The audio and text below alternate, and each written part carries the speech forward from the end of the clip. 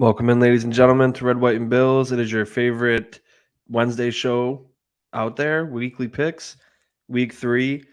Brett made a little bit of a comeback, courtesy to his upset victory coming through with the Commanders, which wasn't really an upset, but he got the extra point there. So now he's at 20-13. I'm at 20-12. I still have the winning percentage advantage here by a short margin. So, but he did make a couple point comeback. I finished the same 10-6 as last week, and he was 12-5 with some good picks. We got 2 Monday night games again this week. And Brett, how do you feel about your little comeback?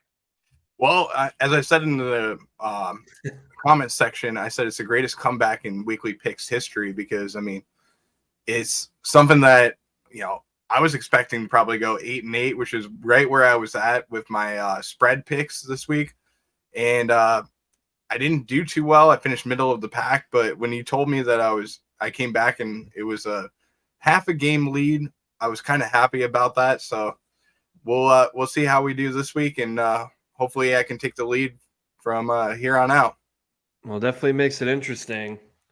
There's when I was looking through this before I made my picks, there's kind of a lot. I feel like a lot of gimme games where it's like, oh, I'm obviously picking that one, but then there's some where you're just like, But Yeah, I completely agree with you though, because there's some games like if you're playing in survivor leagues, I mean, there's games where if you're betting on them, the teams are favored by minus 800, minus 900 in those situations, which are heavily favored games. And one of them is the Jaguars over the Texans, which is probably one of the, if you're trying to win in Survivor this week, that's probably one of the games you want to bet on.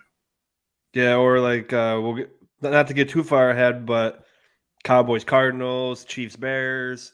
Those are just like 99 times out of 100 that Chiefs and the Cowboys win. So, but Thursday night football, we got the Giants visiting the 49ers, and the 49ers are favored minus 10.5.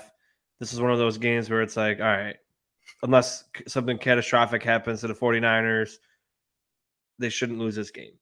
The Giants, who were a decent team last year, a lot of us kind of feel they're going to take a step back this year. They lost week 1, 40-0. Then they were losing 20-0 to the Cardinals at half. They were down 60-0 for their first 6 quarters.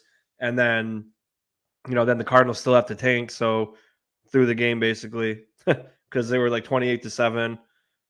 Credit to the Giants. They, my team was down 28-7. I know they can come back, but then it's just like, man, that's a long.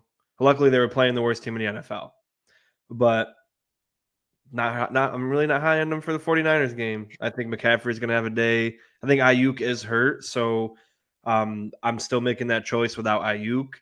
For fantasy, that might bolster up a guy like maybe Debo gets more touches, and he gets touches anyway, but maybe he'll get more targets. Maybe Kittle will get more involved. But, man, it's just easy for me to pick the Niners here. Yeah, I completely agree with you in this situation because you have the Niners who are steamrolling their opponents pretty much every single week, and you have a banged-up backfield in the Giants who Saquon Barkley is going to be out of this game.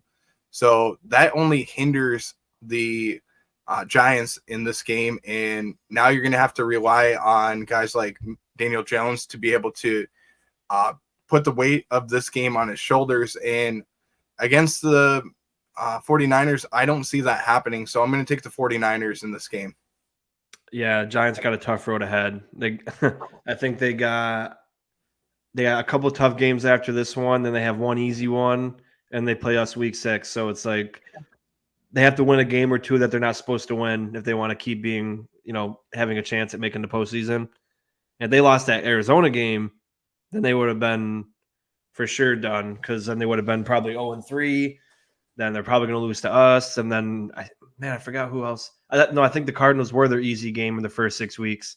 I think the other 2 games, I can't remember, but I think they're pretty good. I want to say like Miami or I don't know, somebody that's decent. So they have San Fran this week. Then they have the Seahawks.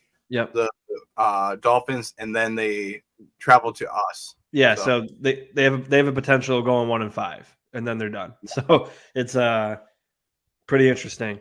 So see where it goes from there. This next game, pretty decent game, I think it's going to be.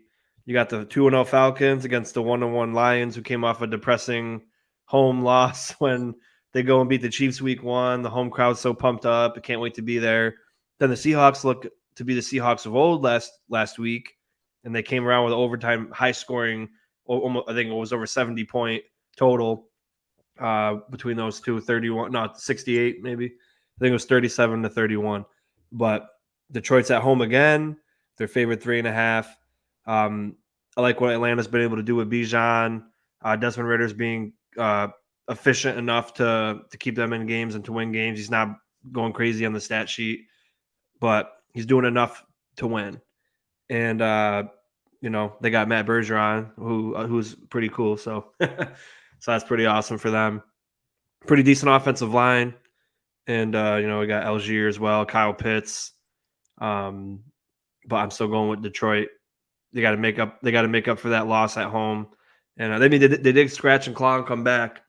But I mean, they got to get this home crowd a win after they got a lot of high expectation this year. So I'm going with Detroit. Yeah, I think that Dan Campbell is going to fire this team up this week and get them right back to where they belong. So I'm going to take Detroit in this game, even though, like you said, I really like what the Falcons are doing as a team. They have some really good pieces around them with Desmond Ridder, and then you have Bijan Robinson, who looks like he's the real deal. Drake London, as well as Kyle Pitts. Yep. So really good offense from the Falcons that's up and coming. And who would have known that they would start 2-0 this year? Yeah, there's a couple teams that are surprising either way, 0-2, 2-0. Speaking of 0-2, you got the Chargers visiting the Vikings. The Chargers are favored by 0.5 in Minnesota, and Minnesota just got Cam Akers. That's right. So I don't know what that means for Alexander Madison fantasy owners, but I mean, Cam Akers apparently had big issues in LA. But this is big for both teams, I think, especially a team like the Chargers, because they have a similar hard schedule like we do. It's not as hard, but they still got to play the Chiefs twice. That's right. They still got to play Denver twice. They still got to play the Raiders twice. They didn't play any division games yet. I don't think. No, they didn't. So, and then the Vikings, the Vikings might be fine because I mean the Packers. I think they got a couple tough games coming out. The Lions already lost one, and the Bears suck. So I think the Vikings could go 0-3 and still make a playoff push. But I think the Chargers, man, like the Chargers and the Bengals, if they lose this week, I think it's going to be really tough for either of them to bounce back. But I'm going with Minnesota here to bounce back. I love Addison. We loved him in the pre-draft process. He's got a touchdown each game so far and getting involved. Jefferson hasn't gotten the end zone yet, but over 150 yards 2 games in a row. Kirk Cousins is tied with Jordan Love for touchdown passes so far with 6. And he did not lose that game against the Eagles. I mean, they turned the ball over 4 times just like we did, and they lost by 1 score just like we did. So when you turn the ball over 4 times and you're still in games against a great team like the Eagles, or like we weren't playing a great team, but you still turn the ball over 4 times. And if you're in the game, that only goes to show, even though you're basically handing the game away, you're still in that, and you still can win it regardless. So I think the Vikings will come back and get a dub with the first one of the year, and the Chargers go 0-3.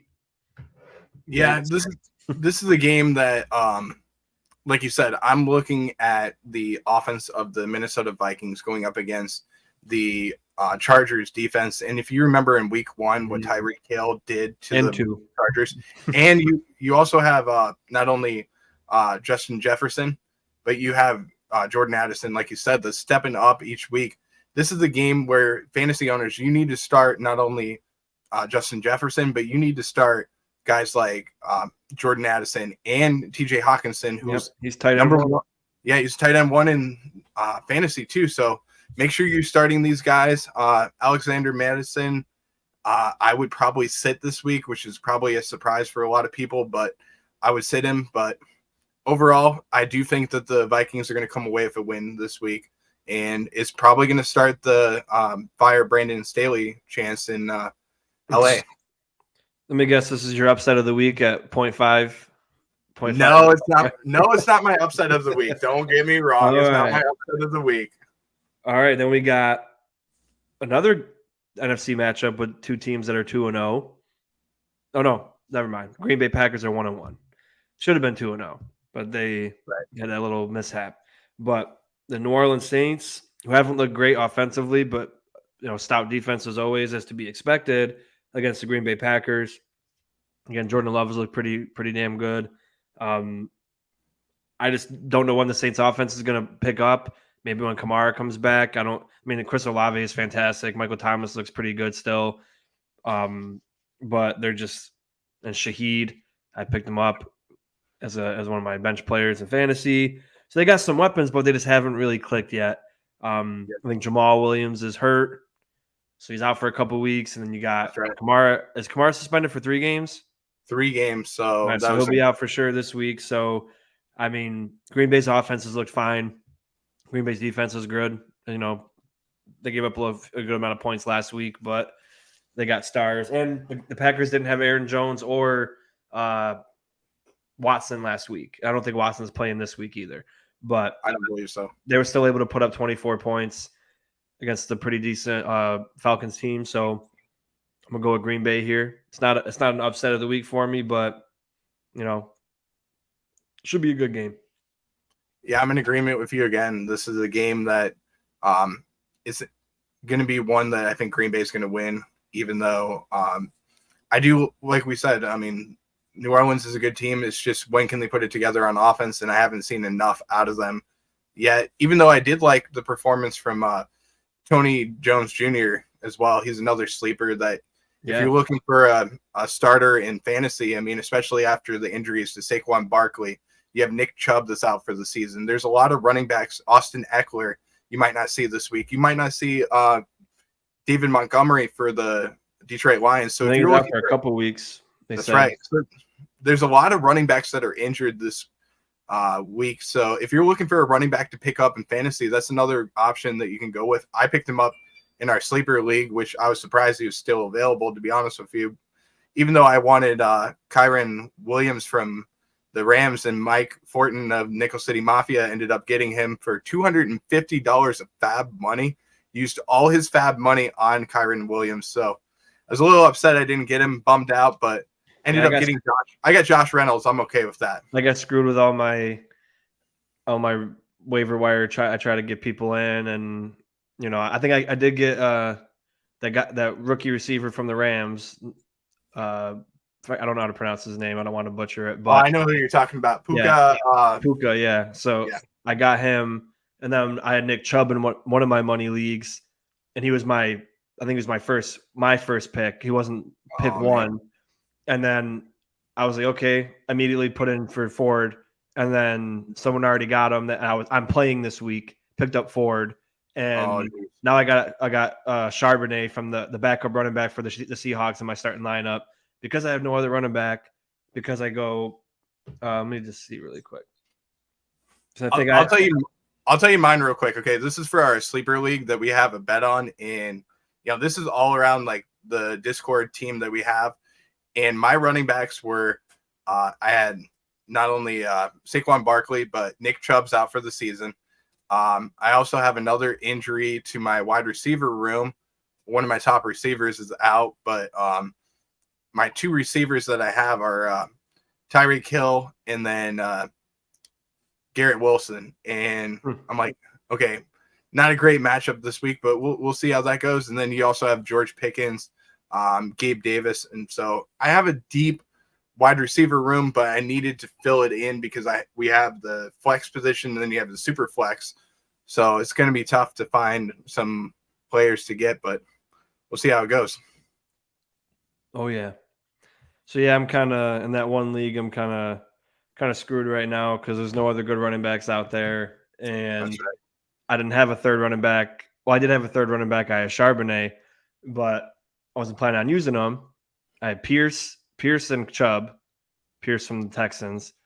Yep. And then I tried picking up Kyron and Ford in that league. Didn't get either of them. And I was like the fifth wire.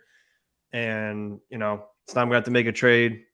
But nobody's going to trade me, of course. So that kind of sucks. Because that was. Don't forget, though, in Sleeper, though. Well, you do have. This is for a different one. Well, I'm just saying in the Sleeper League, though, you have first-round picks, second-round picks, and third-round picks as well as fab money. So that's why it makes it more fun when you have it that way, because then the team that's in last place can't just stack up on the good players. You have to be able to use your betting wages the right way, and then you can also use your picks for the next 4 years actually that I have it set up for. Yeah, I'm good on running backs. I got a ton of running backs for our league, but we're getting too off topic. That's right. We could get back to all the time. Let's get back to the weekly picks. You're trying to avoid the inevitable when which one's going to get the upset? But this is another game where it's probably going to be easy. Texans versus Jags minus 9.5 in Jacksonville. CJ Stroud looks pretty good. He's putting up numbers. Nico Collins is his number one go-to guy. They got a familiar face, Robert Woods over there, Mortar Singletary over there, Jerry Hughes over there. So they got some old Bills and some playmakers. Dameon Pierce. Hopefully give him the ball a little bit extra now because I don't have Nick Chubb. So if Dameon Pierce can start blowing up, that'd be awesome. He hasn't been too good for me so far. And I was pretty high on him coming off what he did last year. But I don't know. I just think the Texans aren't quite there. I think the Jags should handle them pretty easily. But I also, I guess, wouldn't be surprised if they lost. I know the Chiefs defense, Nick Wright says they're the best in the NFL now. But Jacksonville only put up 9 points against the Chiefs. And we're 0-4 in the red zone. So could they be having offensive troubles right now? Not too sure. But still going Jacksonville. Yeah, I'm going to go Jacksonville in this game. Even though, like you said, I like the Houston Texans. I like what they're doing with CJ Stroud. But this is week 3 for CJ Stroud. And there's going to be some growing pains that you're going to see from him. And especially against a playoff team in the Jaguars, I just don't see them winning this game. So I'm going to take the Jaguars in this one. And I promise you coming up, there's going to be a surprise that I'm going to take. So we'll start going our separate ways coming up. But yeah. Well, it's these ones are kind of, cut and dry in my opinion, but there's a lot more that are even more cut and dry. But this next one is interesting. Denver and Miami minus 6.5. Miami. I'm going with Miami, but it's been such a weird year with the Broncos because they normally have a great defense, a fantastic secondary. They did good against the Raiders and then somehow gave up 35 points to the Commanders and Sam Howell. And, they're ranked like 28th in the league right now. I was watching, like I mentioned it in the group chat yesterday, every team we play until week 4 plays the Broncos the week before we play them. So I watched Broncos Raiders film last week. I watched Commanders Raiders film this week. I'm going to watch Dolphins Raiders film next week.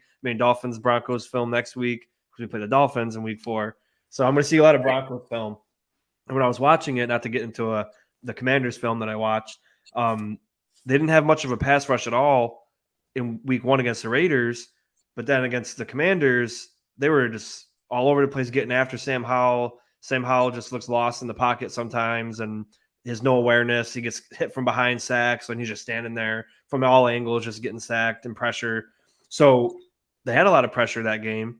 And, I'm starting to think maybe the Broncos have a better pass rush than I thought. Just the Raiders, I always thought the Raiders had a good offensive line. But maybe they were even better than we gave them credit for because it didn't even look like the Broncos had a pass rush at all. They didn't get I don't think they got 2 pressures in the film part that I watched. So look at the Buffalo Bills though, what they did last week. We didn't get sacks. No sacks. So that's 2 weeks in a row that they had no sacks on the board. Yeah. And a few pressures, but I really liked what I saw from the Raiders on their offensive line. I think they did a really good job, and they're going to surprise people. They're going to be in the top 10 at the end of the season. Don't get me wrong. So it had me thinking, maybe Denver isn't as horrible as we thought as a pass rush, and you know they still got a good secondary. You got Justin Simmons, you got Surtain, and in the secondary, and I think they're a team that can play press man, which usually stops the Miami Dolphins and Tyreek Hill. The Patriots stopped them, held them to 40 yards and a touch. Yeah, he got a touchdown, but Tyreek Hill had 45 yards. So I mean, Yeah. that's a win for the defense. So people say he's unguardable, he's unstoppable. That's just not true. He is stoppable and he is guardable. Yeah, obviously, if you're running a straight line one-on-one with them, you're not going to keep up with them. But that's not what you have to do. Playing press man, it's been proven in the past to work on them. I think this will be a close game because it's hard to tell because Russ looks like he's back to normal. I mean, he threw like 150 yards in the first half on 6 passes, and then he threw like 3 or 4 touchdowns so far this year. He's quarterback 5 in fantasy. Yeah, he turned the ball over a couple times, and yeah, he blew a big lead. But it seems like under Sean Payton, their offense isn't as inept as it was. I think they scored over 16 points like once last year. And I mean, they weren't good on offense at all. And yeah, they scored 16 points against the Raiders, but then they scored 33 against the Commanders, who have a pretty decent defense. And they were making some good plays, big plays downfield. They were able to run the ball. So it's and the Dolphins defense, yeah, they did pretty good against the Patriots, but they don't have a great offense. And then they gave up a lot of points to the Chargers. So it's really tough to score-wise for this game. I think Miami wins it, but I think it's going to be closer than what a lot of people might think it would be. Yeah, I'm in agreement with you on that because in the spreads, I mean, I'm going to take Denver on this game because I just think that they're better than a lot of people expect.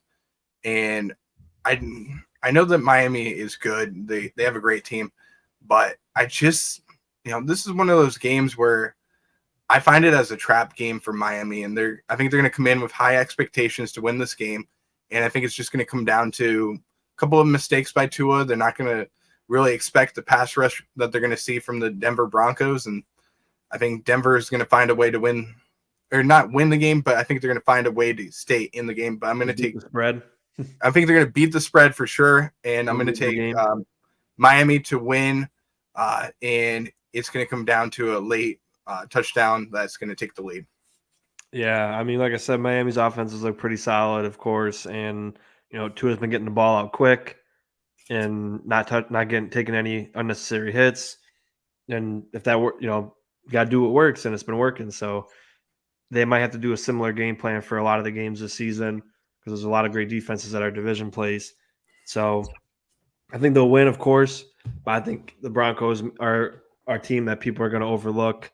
And they got a huge matchup in Week 4 coming up. So the Dolphins, I don't think the players might not, but they might be a little bit overlooking the Broncos, thinking, "Oh, we got Buffalo. We got to knock Buffalo down again." We beat them the first time we played last year. We got to do it again, and then they're 2 division losses, and then we're 4-0 and we're good to go. But I don't think players do that. But who knows? They might. Next one. Titans versus Browns. Browns minus 3.5, and they lost Nick Chubb. They brought in Kareem Hunt for a visit. Deshaun Watson looks horrendous. Basically lost the game against the Steelers. Lost me my upset point. But what are you going to do? I think they still bounce back and they win this game. I'm not big on the Titans at all. Derrick Henry's great, but the Browns defense has been outstanding. You got Darius Smith and you got Myles Garrett coming off the edge. They got really good corners. They got Ward out there, Denzel Ward. I think it's going to be like an ugly, like 20-13 game. So I'm going to go the opposite way and take my upset of the week, and I'm going to take the Titans to win this game based off of the fact that the Browns are a team that, I mean, Deshaun Watson last week did not look the best. And now they're going to have to find a new running game without Kareem Hunt. Or I'm sorry, with Kareem Hunt if he comes in. Well, Ford looked good, though. Ford looked good, don't get me wrong, but it's going to be Ford and Kareem Hunt coming in. And Hunt did sign with the Cleveland Browns, just to let you know. So he did actually sign? Yeah, as a Well, 1 year. I couldn't. Somebody drafted him when he was a free agent, so I couldn't even pick him up. So I get screwed there. Quick shout out to Sarah. Thanks for coming in. I haven't seen you in a couple weeks. I did that film breakdown last week. If you watched it, let me know. I couldn't do one this week, but Sarah's one of the people that were wondering about film, and it was awesome. Awesome. It was a long video, but I enjoyed every second of it. He's talking about the Broncos. I'd be more optimistic if they didn't give up 35 points. That's why it's so weird, because they have that firepower on defense, but then they gave up 35 points. So you're just like, so it's still so hard to make decisions right now, 2 weeks in. But sorry, Brett. Yeah, go ahead. Yeah, I'm just gonna be in agreement and say that I'm gonna take. I lost my train of thought now. Who we're even talking about? You picked the Titans. I'm picking the Titans. I'm sorry. I forgot who we were even talking about. We started talking about Denver, and I'm like, crap, I forgot the team. But I'm going to take the Titans to win this game. Just think that King Henry is going to get loose in this game, and the Titans will find a way to win. Even though the Titans are not a very good team, I'm going to say that right now. I'm just expecting them to be an upset this week.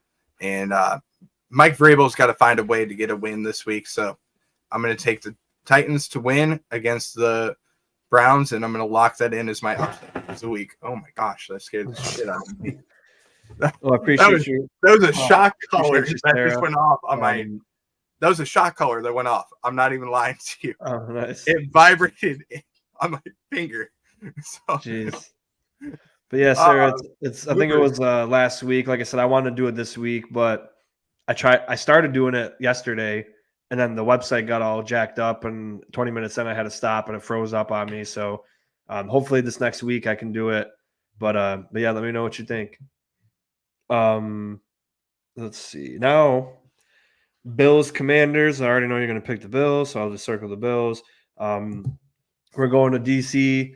I was watching the Nickel City Mafia fantasy show yesterday, and Chris, Baltimore fan, lives in Baltimore, mentioned how in his game it's going to be raining. So I figured that means it's going to be raining in where we're playing in Maryland. So hopefully it's not raining. I don't like rain. You know, it's easy for wide receivers to drop a pass and cause a turnover. It's easy for people to fumble. It's easy for people to slip. So I don't like that. I think this is another game like the Raiders game where there's blowout potential, but I'm also not going to predict blowouts this year. I'm going to, for my team, I think, 6.5 is probably good. 7 points we might win by, but I won't be surprised if we blow them out. But again, they're another team that has fantastic defensive front. I think Allen and the other guy on the inside, Payne, are like top 4 for pressure for duos on the defensive line with pressures. So yeah, they've been pretty solid.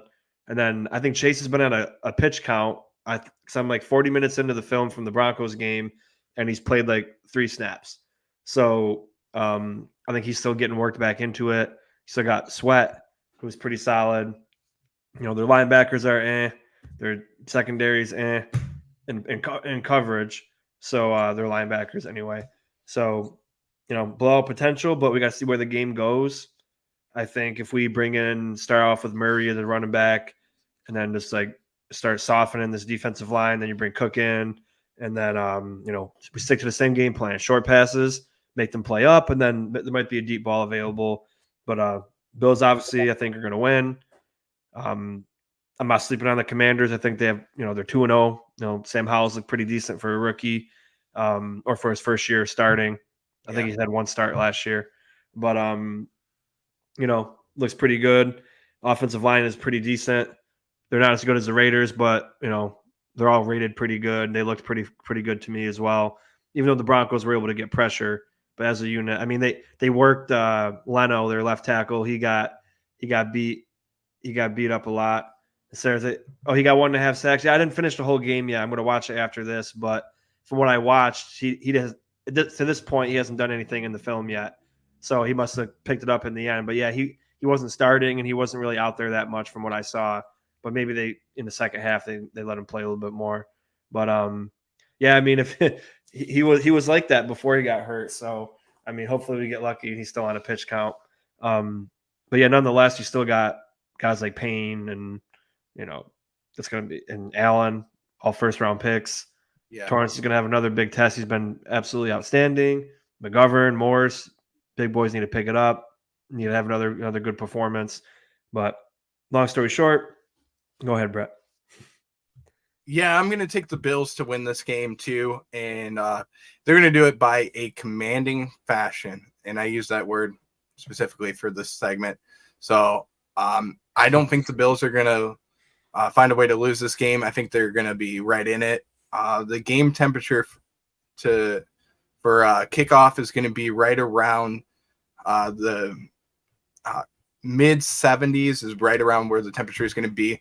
There is rain expected in this game, but I don't see a way where the Bills will be stopped in this rain. It's not going to be anything heavy or anything like that. It's going to be good. Yeah, it's going to be sprinkles. It's about a 60% chance. So okay. I'm not too worried about much at all. You might not get much at all. Yeah, I'm not worried about that. That's something that Josh can throw into. Yeah, so I'm just worried about the receivers catching it because he could throw through anything, but those little tip interceptions, like I don't want to deal with that. Sarah's like, no, I'm really worried about the D line. Yeah, they're better than the Raiders defensive line because they got more talent like Crosby, but they're not as good as the Jets defensive line. But I think, the offensive line has really impressed me. And I think they'll be, even Spencer Brown had a good game last week, which I never thought we'd have to say, but happy because we need him to be good. Yeah. So hopefully this week he can build on it. And then we also saw, not to get into too much of the Bills pregame yet, but they schemed up to stop a guy like Max Crosby. Now, when you play against the Commanders, you got 4 first-round picks that are all really, really freaking good. So you can't double team all of them. You have to make your, I bet they would pick Spencer Brown if he's struggling the most. But hopefully we can all build off of that performance and, continue to be a solid unit. Everybody's graded out pretty good. I mean, I think Torrance is 17th out of 81 guards. McGovern's 31 out of 81. Dawkins is a top 10 tackle. Morris is a top 10 center. And Brown went from 75th out of 77 to 45. So that's all improvement. And, I think this will be another fantastic test because then the next week we got the Dolphins. Then you got the Jags and Josh Allen. And so it's not going to get any easier. So early tests like this, when we're not fully, the continuity is not fully up yet, I think it's going to be good. But, we're going to get into the Bills later on, of course. But yeah, I wanted to add one more thing, though, and just say that beating a good pass rush is going to come down to the Bills being able to run the ball. And you saw what we did last week against the Raiders. And I think that it's going to be even better this week because you got a really good pass rush with 4 guys that are first-round picks. You got to be able to stop them. And if the Bills can do that in the run game, then their pass blocking is going to be even better. And that's going to help Josh Allen to be able to take some of the pressure off of him in the passing game. So I think the Bills will run the ball quite a bit in this game, and they're going to run the ball to open up the pass, and that's how they'll win this game. Absolutely. Then we got Colts at the Ravens. Ravens are favored -7.5. Wet game, but I think the Ravens are built for a kind of thing like that with Lamar Jackson and Justice Hill and Gus Edwards. Zay Flowers is looking real good. Mark Andrews is back. They got a great defense. The Colts, I think Anthony Richardson's still hurt. So I haven't heard anything about him playing. I mean, I was going to go with the Ravens regardless. So Ravens will be 3-0. And yeah, that's a pretty cut and dry one for me. Yeah, for me, I mean, I think that this is going to be a game that the Ravens will win easily. It's just one of those games where I look at it and I go, okay, across the board, the Ravens are better in every single aspect. So straight up, I'm going to take the Ravens to win this game. But I do think that they're going to have a tough task with if it's Gardner Minshew. He's a tricky quarterback. He reminds me a lot of Uncle Rico with everything that he does out there on the field. So I wouldn't be surprised if the Uncle Rico 2.0 keeps it close for this game as far as spread wise. But I just think that the Ravens are going to beat the Colts in the end. Oh yeah, that's an easy one for me. This one, Pats versus Jets. Pats are favored -2.5 in MetLife Prison. I've learned to call it from a couple friends because it's all gray and just crappy, so concrete. But anyway, the Jets haven't beaten the Patriots since 2015. So I think that's 15 or 16 games in a row the Jets have not beaten the Patriots. It didn't matter who was being a quarterback, none of that mattered. So this is the kind of thing where I'm picking that team that always wins until the other team proves it to the other way. That's why I picked the Chargers week 1. The Dolphins won. So then, now I feel good. Okay, I picked the Dolphins and I picked the Dolphins again. Now, the Patriots, they're 0-2 and the Jets are 1-1 and they beat us. But people need to remember, it's a division game. They always play us tough, no matter if we're good or bad. And they made no mistakes. So they made one, but we made more mistakes. And, we lost to them. Sometimes that happens. The Dolphins are 5-0 against Bill Belichick, they say, even though it's the quarterback going against the quarterback. But, Right. They're 5-0. So they always beat the Patriots right now. We always beat the Dolphins, minus that last year. We lost at one time. But each team always has that team that they have trouble with. We struggle with the Jets the most. Patriots struggle against the Dolphins the most. Things like that. So I'm picking the Patriots until the Jets can prove that they can beat them after 8 years. So, I mean, that's just Zach Wilson. It's hard to judge him against Dallas because we already knew how bad their offensive line was. I've been saying it since before week 1. I don't know if Anthony's listening, but maybe he agrees with me now that their offensive line isn't as good as he might have thought. But Patriots got a good defensive line too. You got Uche and Judon, so it's not going to be easy this week. And then it's going to be a low scoring game. Might be 17-14, 16-13, 10-6. I think the Jets won. The Patriots won last year 9-3 or 6 something like that last year. So could be something like that. But Patriots are winning until the Jets can prove to me otherwise. I'm in disagreement with you on this one, actually. I think that this is a game where the Jets are going to win. I watched the Patriots game last week, and the one thing that I noticed is the Patriots offense is just – there's so many pieces that are in that offense, and I just don't see a way where they're going to be able to move the ball down the field 80 yards or 90 yards, whatever the case may be. And I really like the Jets defense. They did a good job week 1. Week 2 against Dak Prescott. I mean, that's a tough ask for anybody to go up against Dak Prescott and the weapons that he has in Dallas as well. And I think that the Jets were kind of coming off of that, I want to say Snoop Dogg high type of feeling where they're up on top of the world after beating the Buffalo Bills, and they had to come down back to earth and, see Micah Parsons. Yeah, it's kind of like when you go to the racetrack and you end up getting a little too high, and that story, and you end up getting too high, you end up going to the hospital and deal with that, and that happens. But I think that this is a game where the Jets will win it. I think that this is probably the first time I can remember that Bill Belichick will start 0-3 to start a season. I don't think that's ever happened. I don't think he's ever gone 0-3 to save his life. Probably not. This is a bold statement by me to say, but I'm going to take the Jets to win this game, and I think that they're going to find a way to just take Bill Belichick and send him packing for the year and say, hey, you're going to have a losing year this year. Yeah, I mean, eventually it's got to happen, right? Yeah. But it's basically the same Jets team, except you got Allen Lazard. You still got Zach Wilson as quarterback. You got the same defense as last year, basically, minus adding a couple people and actually losing a person or two. And I do want to say they did give up 30 points to the Cowboys. Cowboys are one of the best teams. We probably could have scored close to that if we didn't just turn the ball over on stupid mental errors. It wasn't more. It was more of just that than what they did. So we could have scored 30 points on them too. So I mean, the Jets defense could have looked pretty bad in the first 2 weeks if Josh didn't throw the ball over to them 4 times or 3 times in a fumble. So because I think at least 2 of those picks we were in scoring range, at least for field goals, if not more. So the game could have been a little bit different score wise. And the Patriots did hang in with the Eagles, and the Eagles did represent the NFC in the Super Bowl last year. They fought back against the Dolphins, even though they didn't win. It was 24-17. But I'm not saying they're going to score a bunch on the Jets, but I think they can make something happen and as they've done in the past. And Yeah. Sarah brings up a point. She doesn't trust Hackett going against Bill Belichick. And yeah, the reason they brought in Hackett was because of Aaron Rodgers. And at that point, Aaron Rodgers is basically the offensive coordinator.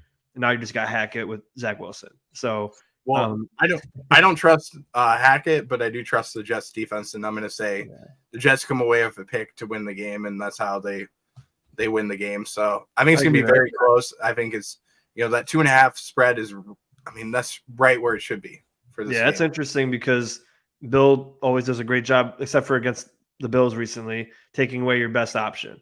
And I say that recently because we've been usually scored a bunch of points against them. But it's for the Jets to stop the run and let Zach Wilson beat you. So the Cowboys did that, and they didn't really. They beat them in time of possession 42-17. Now the Patriots are not even close to the Cowboys, but it's interesting. That's why I say it could be like a 6-3, 9-6, 3-0, 3 whatever kind of game, and the Patriots get a touchdown. I mean they beat us before in in weird situations. You know what I mean? So it's interesting, but definitely I like the spread there. Then you got the Panthers, who I don't know if Bryce Young's going to play. I think he missed practice today. They lost Shaq Thompson, one of their best defensive players and one of their vocal leaders. They're coming off a couple tough division losses against the Seahawks. Seahawks are favored -5.5. Excuse me. Seahawks came off a disappointing loss week 1, and they did a really good job beating the Lions when they're all hyped up. So I think for me, the Panthers just aren't there yet. They don't have a true weapon for Bryce Young. Yeah, they got Miles Sanders, but they have a good defense. They just don't have that one guy that Bryce Young can count on. DJ Chark is and then Thielen's just old. So, they got Jonathan Minga, but he's still a rookie waiting to come out. So I think it's just easy Seahawks win unless something catastrophic happens, and pretty easy for me to pick that. Yeah, I'm going to take the Seahawks in this game too. Just think that the Seahawks are right there. They have everybody, and they have a really good defense too. So I'm going to take the Seahawks. I feel that. Here's another really easy one. Bears at the Chiefs. Chiefs are favored -12.5. So I really don't see a world where the Bears beat the Chiefs.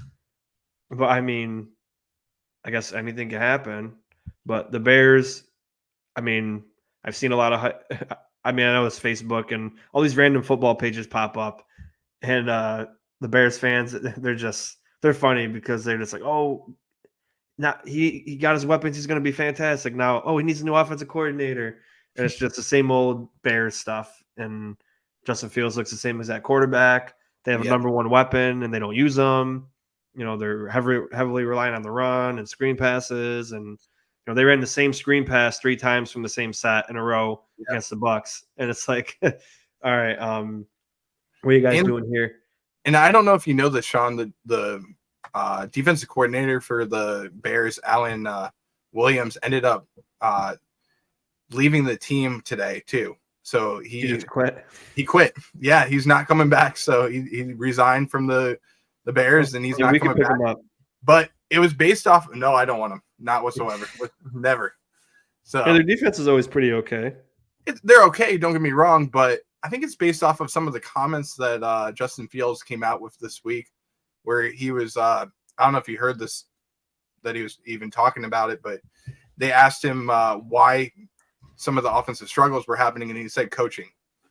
And he pretty much blasted all of the coaching staff and himself. And for a leader, this reminds me a lot of Zach Wilson last year. Oh, yeah. To come out and, take the blame. And that's what Josh Allen does so well as a leader, is he doesn't put it on Diggs or, Gabe Davis or Sean McDermott. He puts it on himself, and that's what it comes down to. And, in this game, I just don't see a reason why the Bears are going to win this. So I'm going to take Kansas City all day. They need to come out with a, commanding lead in this game, and they have to win easily. You got Travis Kelce back now after another week, and you have Chris Jones coming back too. So I just don't see a way where the Bears are going to stay in this game. So I would love it if they won. That'd be don't get me awesome, wrong, I would too, but but I I'm just not don't thinking. see. I'm not It's that not bold. where I'm putting my money. Let's just No. say that. No, not for my upset of the week, not whatsoever. I got to stay within myself, and No, that's a true upset. no, I'm That's not a taking true that. upset. But another similar game, Cowboys at the Cardinals. Cowboys are favored minus 12.5 away. So they would be favored over 15 if they were at home. So I mean, this is just Cowboys are looking like one of the best teams in the NFL. Yeah. I don't like to look ahead, but they're a team that I'm just like, man, it don't matter how good you are, you're not blocking Micah Parsons, and man, it's just gonna. Hopefully, we're in a good standing before we play the Cowboys. Let's just put it this way. I mean, I'm in agreement with you on this one too. Let's just say this: it's going to be the Cowboys all day, and it's going to be ugly. It's a game that it's going to look like Week 1. It's not going to be pretty. And start everybody that you can possibly for the Cowboys, including the backups if you're playing in fantasy football. I mean, start the third string backups. That won me Week 1 actually. The guy I had Waller and he had Saquon and CeeDee Lamb going. I was winning by like 3 points, and then they took all the starters out for both teams like the last 10 minutes of the game. I was like, thank God, because if they left the starters in, CeeDee Lamb would have got more catches and yards. Saquon would have got more touches. And it ended at that because they were getting blown out by so much. I was like, whew. So I won like 102 to 100. And I was like, yes, let's go. Oh, geez. But yeah, so this should be, walk in the park. Micah Parsons is going to probably have another 3 sacks, 3 tackles for loss, a first fumble. He's just going to – if he doesn't win defensive – they screwed him over the first year. He should have got defensive player of the year and defensive rookie of the year. But they gave it to TJ Watt because he had like 1 more sack. And I'm just like, okay, well, TJ Watt doesn't do what Micah Parsons does, but okay. That was more of just like he's been around the league more. But speaking of the TJ Watt, Sunday Night Football, Steelers came off a pretty awesome win against the Browns, against Vegas Raiders. So we'll get to see them up in live prime time. Raiders, it's in Las Vegas. They're favored minus 1.5. I'm going with Pittsburgh, though, because I just think that they got a really good defense. And, I wouldn't be surprised if the Raiders won. I just think it's going to be, it's going to be a defensive battle. And then I think the Raiders don't have as strong of a defense as the Pittsburgh Steelers do. Completely agree with you there. I think that this is going to be the first game that the Raiders offensive line is going to be tested in. Besides, I mean, Buffalo, yes, they did test them quite a bit, but this is a game where you got, Alex Highsmith, you have Quan Alexander, you have TJ Watt, you have Nick Herbig, and even Cam Hayward. Can't forget Big Cam. Yeah, I can't forget Cam. He's getting older though, but I mean, there's a lot of pieces to this Mike Tomlin defense that he has, and I've never seen Mike Tomlin have a losing record, so he's going to start off the year, pretty hot with Kenny Pickett, and that Pickett to Pickens, that chemistry that they're getting is really good. I really like what they're doing, so I'm going to take the Steelers to win this game, and I just want to see Najee Harris have a good game as well. Hopefully, he can step up, and I know you have him in fantasy, so he's on my bench now, though. So I don't know. He's like one of those players that goes back and forth, and he'll have one good week, and you'll start him for the next 2 weeks, and he'll I got Mixon and Connor over him. I got McKinnon, Harris, and on the bench, and then I got, like I said, Mixon and Connor starting. That's not bad. I'm playing Timmy this week. Hey, Timmy's got a wedding, so maybe he'll forget to update. He'll probably forget to update his team, so we'll see how that goes. Hopefully, he has like Austin Eckler or somebody like that. That'd be nice, right? Yep. But Monday Night Football, the first of the 2, you got the Eagles at the Bucks. The Bucks and the Eagles are both 2-0. Bucks seem a little bit fraudulent. However, they did beat the Vikings week 1. So and Baker Mayfield looks like a decent quarterback again. So what Bucks are we really getting? Are they really a playoff contending team, or is it just beginning luck? And Eagles haven't looked that great. Also, I mean they are 2-0, but they haven't looked strong. Jalen Hurts, just looks average. Like, I mean, yeah, he got the two 1-yard rushing touchdowns last week, but I mean, come on, that's just they gave it to him because they wanted to give him the touchdowns instead of the running backs. I mean, Yeah. for being fair. So, I mean, he hasn't been as good as he was last year, I guess. And, I still think the Eagles win, but they're not looking as good as they were. Yeah, I agree. Minus 5.5 also going to Tampa. Yeah, I agree with you there, though. I think that the Eagles will win this game. And it's a game, like you said. I mean, Jalen Hurts has not looked very good, but when he gets the ball at the 1-yard line, the Philadelphia Eagles offensive line is able to push him in like Bikini Bottom in that one episode where they have to push Bikini Bottom out of the way and everything. I mean, they're pushing like crazy on him, and that's the play the NFL is going to have to decide later on in the year if they want to keep that play or they want to take it out of the game, because it's so in favor of the offensive team. So we'll see how that works out, but I'm going to take Philadelphia in this game, even though I really do like what the Bucks are doing. Their defense looks phenomenal with, the Todd Bowles defense. They're number 1 in fantasy. Can you believe that for points? After 2 weeks, they're number 1 in fantasy for points. And Baker Mayfield, like you said, is back to normal. Mike Evans, another good wide receiver that's looking really good this year. Chris Godwin, same thing, looking pretty good as well. But I'll give you a sleeper for a tight end if you're looking for a tight end in fantasy. Cade Otton. Pick him up in fantasy. Store him on your bench. You'll thank me later. All right. He's in one of my dynasty leagues. But last but not least, an old Super Bowl matchup that should have been us. Rams versus Bengals.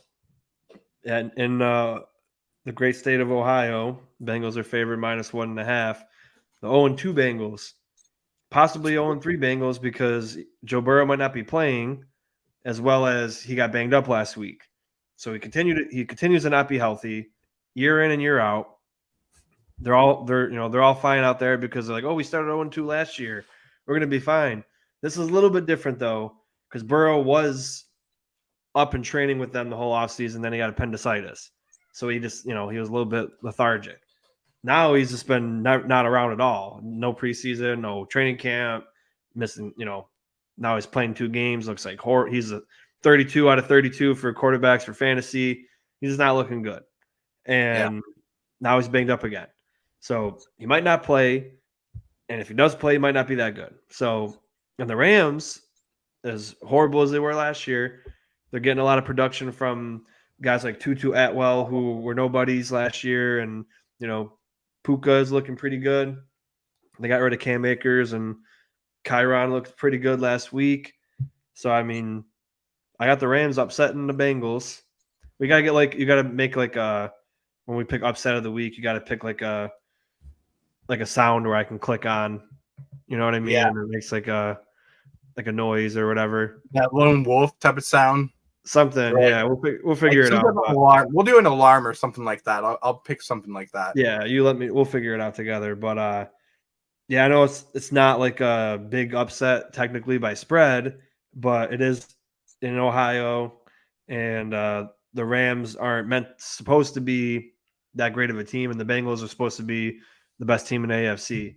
So with or without Joe Burrow, they still got the best wide receiver trio in the NFL. They got a top 10 running back, and they had a pretty good defense. So they should be able to go in this game and win. So I'm picking the upset, Rams over Bengals. So I'm in agreement with you on this one too. I'm going to take the Rams as my upset of the week too to win this game. You can't pick 2. Oh, I've already picked 3. No, I picked 3 so far. Well, yeah, but you got to pick one that counts as No. I already picked my upset of the week. Don't get me wrong. I've already picked it. So. Oh, you're just counting it as Okay. No, I'm already counting it. I'm already counting the Titans. That's my upset of the week. All right. So your upset of the week is the Titans. Mine's the Bengals game, but You're still picking the Rams to win anyway. Yep. I'm going to pick the Rams to win this game. very unlikely that Joe Burrow plays in this game. And if you look at the last couple of weeks for the how the Rams have played, not only the 49ers tough, but they also played last week very tough as well. So I'm going to take the Rams to win this game. I just don't see a reason why the Bengals are going to stay in this game, especially if Joe Burrow is going to be out. So they're going to have to rely on Joe Mixon, and I just think that this Rams team is very good. They're very hungry. They need to come out with a win, and it's just not the formula for Sean McVay to lose. So I'm going to take the Rams to win this game. All right, and that wraps it up, man. I mean, I had some pretty good weeks last year. I know you weren't the co-host, but there was a couple weeks where I only had like 1 or 2 losses, and I think this is one of them where I might be undefeated this week for the first. I've never been undefeated ever. I've always had 3 losses, 4 losses, 2 losses. I'm feeling pretty good about this. I might have 1 or 2 on this paper here. Hey, this might be a week where I surprised you too. So yeah, I mean we're pretty similar, minus the. I think the only thing we differed was the Jets and the Titans game. Yeah. I don't want to be bold and say the Jets are going to win because that's not really an upset to me. I mean, it's a watch game. Those only 2 games are the only ones we differed in. So yeah, I gotta hope that those games are won by me, and then my upset hits, so then I get the extra point, and then I can close the gap a little. I can make it bigger, make the gap bigger, and then we'll see. We'll see. You have a half game lead. It's kind of like the Nationals, they always, somehow they find a way to fall apart at the end. So we'll see how that works out. But hey, they're rebuilding. It's different. They won the last 2 games though. We're gonna end the season. Hopefully, we get 70 wins. That'd be nice. I'm gonna rebuild too. I mean, listen, I'm new to this. I'm getting back into it, and I'm gonna rebuild. We'll see how it works out at the end. No, you're not a rebuild. You do this all the time. Nah. It's not in the show. It doesn't count. Hey, that's true, but first year doing it with you, so we'll see how it goes. You're a seasoned vet at picks. We'll see how it goes. Don't let him fool you, everybody. He's lying. We'll see. I gotta say it with a straight face more often. But yeah, I mean, a lot of games where it's like, oh, that's pretty easy, but nonetheless, that is week 3 wrapped up, and we're almost a quarter of the way done with the season already. So kind of sucks, right? Yeah, it goes by fast, doesn't it? It takes forever to get here, and then wow. When you think about it like that, after this week, you're in week 4. That's a quarter of the season, basically, and you're just like, wow. All this time I waited to watch football, and then it's basically gone just like that as soon as it gets here. I mean, it feels like it goes fast in the beginning, like, oh, wow, we're already in week 4, but you still got, a lot of weeks, but still it's just like, wow, that goes by way too fast. But I completely agree. And if your team doesn't make the playoffs either, I mean, luckily for us, the Bills have made the playoffs for the last 5 seasons, and it's been incredible to watch. And you get at least 1 extra week. You get 1 extra week. That's great, but it sucks when it's only 18, 19 weeks of the year that you get to watch them. But I wanted to say this, Sean, before we wrap it up, though. There's a rumor for who's going to be the Super Bowl halftime show. Okay. Oh, they already had it. Who was decided? Yeah, I don't remember, but I thought they already picked. I don't think they did yet, but there's a rumor going around. Okay, what is it? Okay, the rumor is Backstreet Boys and NSYNC will headline the Super Bowl halftime show for this year. There's been some rumors with Taylor Swift. There's been a couple of other rumors. Taylor Swift turned it down, but Backstreet Boys and NSYNC is the latest rumor that's going to happen. Number one, I wanted to ask you, what are your thoughts on that if it does happen? And do you think that's going to bring more of a 90s culture back to the Super Bowl halftime show where you'll have a couple of years where you have the 90s coming back? Yeah, I mean, I'd like that. That'd be pretty cool. I'd be down for it. There's supposed to be some other boy bands that come back and are a part of it as well. So it'll be interesting to see if that's the case, who comes into it. But well, if you could sit here and say you don't like NSYNC or Backstreet Boys songs, you're lying. So hey, listen, that'd be I'm fun. like Brooklyn Decker in Just Go With It, where I sing NSYNC songs in the bathroom. I'm not just saying. Yeah, you got to. You got to. I mean, they're incredible. They're catchy. Yeah. It's just awesome. But But yeah, I mean, I'd be down with that. I'd be down with that halftime show. And Brett, before we go, why don't we? I'll let you go first. You got anything going on your channel this week at Go Bills Podcast? And I didn't mention it in the beginning, but subscribe to Go Bills Podcast. Subscribe to Red, White, and Bills. Like the videos that you see. Brett, what videos are you putting out between now and the game? So right now we're going to put out a video on Friday. That's going to be our preview show. And then Saturday we have the show with you on Nickel City Mafia as well, where we're going to do the Red, White, and Ruthless. So that's another show that I'll be a part of. And then Sunday is going to be our pretty much pregame, halftime show, post-game show, and then probably going live after that with Nickel City Mafia around 8 o'clock or 9 o'clock, somewhere in that range. We'll keep you posted on that. Then Monday is Overreaction Monday, which is another excellent show that we're going to do. And Sean, if you want to be a part of that as well, you're more than welcome to come on. Appreciate you. And Brett is going to be going against Chris from the AFC East Summit on my debate show, which I'll probably do Friday because Thursday night is the football game and I got something to do before the football game besides work. So I won't be able to do it Thursday, so probably Friday. Then I'll put out my pregame show pre-recorded probably tomorrow or Friday. And then Red, White, and Ruthless on Saturday. And then Sunday I'll be working and watching the game. And then if I can get on Nickel City Mafia, we will. And it starts the whole week over again. And hopefully I can find a day to do film. If not, I'll try to do at least a little bit of it. If not, I'd love to do the whole thing. But if I can only do like 30 minutes of it, then it's fine, Well, if you want to, we could do like some type of collaboration where you do one half of the game, I'll do the other half of the game. And yeah, we can figure something out. We can figure something out because I think that's another way we could do it is, shorten the videos and make it an hour show where you do the first half and then do the second half later on. Oh yeah, there's always ways around it. That's true. I like to I gotta try to watch it a little bit first, so I kind of know what's coming up, and then I gotta find the time for that. And then it's just like last week was perfect because I had that few hours of extra time in between two jobs. I'm like, oh, awesome! I already watched the film. I can just come in here and do that. But Sarah, thanks for tuning in. Like I said, go check out that film review and let me know what you think. And hopefully, I can do it once a week. If not, like I said, we'll figure something out here. But tune in to Red, White, and Ruthless on Saturday on Nickel City Mafia. Go subscribe to Go Bills Podcast. Thank you guys for tuning in to Weekly Picks, Week 3. We're almost a quarter of the way there. How about put in the comments or comment after the show, who do you think is going to pull it off this week and who do you think is going to be the winner at the end of the season? Right now, I'm up by a small percentage, but we appreciate you tuning in. We'll see you next week. See you next week, guys. Go Bills. Go Bills.